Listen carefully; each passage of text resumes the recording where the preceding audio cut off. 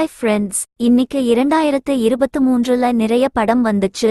அதுல கம்மியான பட்ஜெட்ல எடுத்து அதிக லாபம் பார்த்த திரைப்படங்களை பற்றி பார்ப்போம். முதலில் பார்க்க போகின்ற படம் ஆதிக் ரவிச்சந்திரன் இயக்கத்தில் வெளிவந்த மார்க் ஆண்டனி. இதனுடைய IMDb ரேட்டிங் 6.7. இந்த படத்தில் விஷால், S.J. சூர்யா, ரிதுவர்மா, செல்வராகவன் மற்றும் மேலும் பலர் நடித்துள்ளனர். இந்த ஒரு டைம் டிராவல் திரைப்படமாகும். தொடர்ந்து தோல்வி படங்களை கொடுத்த இயக்குனருக்கு இந்த படம் 100 கோடிக்கும் மேல் வசூல் செய்து சாதனை படைத்தது. இந்த படம் இவ்ளோ கோடி வசூல் செய்ததற்கு ஒரு முக்கியமான காரணம் S.J. சூர்யா. இந்த படத்தில் இவருடைய நடிப்பு மிகவும் சூப்பராக இருந்தது. அது மட்டும் இல்லாமல் ஆதிக் ரவிச்சந்திரன் மற்றும் விஷாலுக்கு இது ஒரு கம்பேக் திரைப்படமாக அமைந்தது. அடுத்து மணிரத்தினம் இயக்கத்தில் வெளிவந்த பொன்னியின் செல்வன் 2. இந்த படத்தினுடைய ரேட்டிங் 7.3. இந்த படத்தில் விக்ரம், கார்த்திக், ஜெயம் ரவி, ஐஸ்வர்யா, திரிஷா, ஐஸ்வர்யா லட்சுமி மற்றும் மேலும் பல நடிகர்கள் நடித்துள்ளனர். இது ஒரு வரலாற்று கதை மையமாக எடுத்த படம். இந்த படத்தின் பகுதி 1ம் சரி 2ம் சரி மிகவும் சூப்பராக இருக்கும். இந்த படத்தை யாராவது மிஸ் பண்ணி இருந்தீங்கன்னா போய் பாருங்க.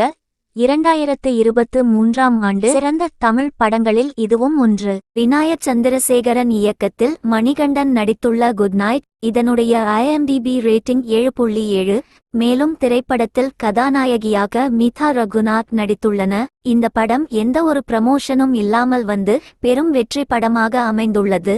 4 கோடியில் எடுத்து முடிக்கப்பட்ட படம் உலகம் முழுவதும் 10 கோடிக்கு மேல் வசூல் செய்து சாதனை படைத்தது.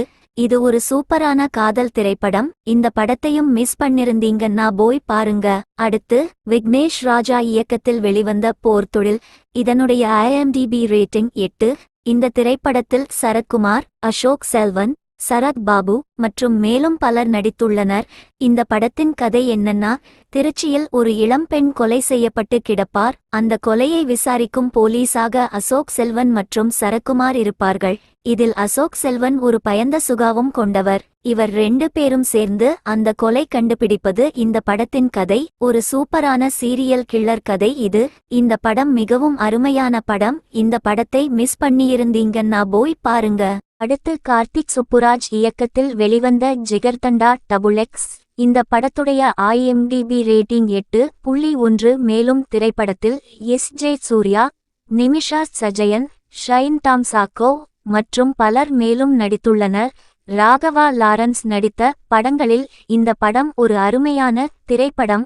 இந்த படத்தில் S.J. சூர்யா நடிப்பை விட ராகவா லாரன்ஸ் நடிப்பு மிகவும் சூப்பராக இருக்கும். அருமையாக திரைப்படம் மிஸ் பண்ணியிருந்தீங்கன்னா போய் பாருங்க. அடுத்து கணேஷ் பாபு இயக்கத்தில் கவின் நடித்து வெளிவந்த டாடா. இந்த படத்துடைய IMDb ரேட்டிங் 8.2. மேலும் திரைப்படத்தில் அபர்ணா தாஸ், பாக்யராஜ், VTV கணேஷ் மற்றும் மேலும் பலர் நடித்துள்ளனர். அவர் நடித்த படங்களில் இந்த படம் அவருக்கு மிகப்பெரிய வெற்றிப்படமாக அமைந்தது. 4 கோடி பட்ஜெட்டில் எடுத்து முடித்த இந்த படம் 20 கோடி வசூல் செய்து தயாரிப்பாளருக்கு மிகப்பெரிய லாப படமாக அமைந்தது. அடுத்து மந்திரமூர்த்தி இயக்கத்தில் சசிகுமார் நடித்துள்ள அயோத்தி. இதனுடைய ரேட்டிங் 8.3. இந்த திரைப்படத்தில் மேலும் பிரீத்தி அஸ்ரானி, யஷ்பால் சர்மா, புகழ் மற்றும் மேலும் பலர் நடித்துள்ளனர். இது ஒரு உண்மை சம்பவத்தை மையப்படுத்தி எடுக்கப்பட்ட கதை இது. இந்த படம் வந்த அன்னிக்கு சரியாக ஓடவில்லை. ஆனால் அடுத்தடுத்த நாள் இந்த படம் ஒரு சூப்பராக ஓடி 15 கோடிக்கு மேல் வசூல் செய்து பிளாக்பஸ்டர் படமாக அமைந்தது. அது மட்டுமில்லாமல் சசிகுமார் நடித்த படங்களில் இந்த அயோத்தி ஒரு முக்கிய படமாக மாறி உள்ளது. அடுத்து வெற்றிமாறன் இயக்கத்தில் வெளிவந்த விடுதலை பாகம் 1. இந்த படத்தினுடைய IMDb ரேட்டிங் 8.3. சூரி கதாநாயகனாக நடித்த முதல் திரைப்படம் இது. மேலும் திரைப்படத்தில் விஜய் சேதுபதி, பவானிஸ்ரீ, கௌதம் வாசுதேவ் மேனன் மற்றும் மேலும் பலர் நடித்துள்ளனர். இந்த படத்தில் சேதன் வில்லனாக நடித்து அசத்தியுள்ளார். வெற்றிமாறன் இயக்கிய படங்கள் அனைத்தும் சூப்பராக இருக்கும். அந்த வரிசையில் இதுவும் ஒன்று. இந்த படத்தினுடைய பாகம் 2 இந்த வருடம் வெளியாக உள்ளது. பொறுத்திருந்து பார்ப்போம் அந்த படம் எப்படி இருக்குது என்று. அடுத்து பார்க்க போகின்ற படம் ஹரிஹரன் ராம் இயக்கத்தில் வெளிவந்த ஜோ. இதனுடைய ரேட்டிங் 8.3. இந்த படத்தில் கதாநாயகனாக ரியோராஜ், கதாநாயகியாக மாளவிகா மனோ நடித்துள்ளனர். இந்த படம் சூப்பரான காதல் திரைப்படம். இந்த படத்தினுடைய கதை என்னன்னா, ரியோ கல்லூரி படித்துக் கொண்டிருப்பார். அப்போது கூட படிக்கும் மாளவிகா மனோவை காதலிப்பார். அதுக்கப்புறம் இருவரும் காதலிப்பார்கள். இப்படி போய்கொண்டிருக்க கல்லூரி முடிகின்றது. அவர் ஊருக்கு செல்கின்றனர். பிறகு மாளவிகா மனோ வீட்டில் காதலுக்கு எதிர்ப்பு தெரிவித்தார்கள். இதனால் மனம் உடைந்த ரியோ வீட்டில் பார்க்கும் பெண்ணான பவ்ய திரிகாவ திருமணம் செய்து கொள்வார். அப்புறம் என்ன நடக்குது என்பது தான் என் படத்தின் கதை. இந்த படத்தில் ரியோ சூப்பராக நடித்திருப்பார். இந்த படத்தையும் மிஸ் பண்ணி இருந்தீர்கள் என்றால் போய் பாருங்கள். அடுத்து அருண்குமார் இயக்கத்தில் சித்தார்த் நடித்த உள்ள சித்தா. இந்த படத்தினுடைய IMDb ரேட்டிங் 8.3. மேலும் திரைப்படத்தில் நிமிஷா சக்யான் கதாநாயகியாக நடித்துள்ளனர்.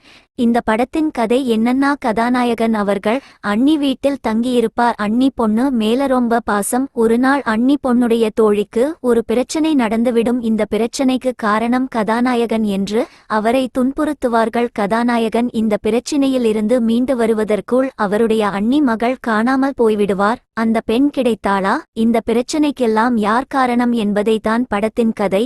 கதையில் ஒரு நிமிடம் கூட கடுப்படிக்காமல் சூப்பராக கொண்டு செல்வார்கள். அந்த சின்ன பொண்ணு ஆக்டிங் எல்லாம் சூப்பராயிருக்கும். 4 கோடி செலவில் எடுத்து முடிக்கப்பட்ட இந்த படம் 16 கோடி வரைக்கும் வசூல் செய்து மிகப்பெரிய சாதனை படைத்துள்ளது. அது மட்டுமில்லாமல் இந்த படத்தை ப்ரொடியூஸ் செய்தவர் சித்தார்த். இந்த படத்தையும் மிஸ் பண்ணி இருந்தீங்கன்னா போய் பாருங்க.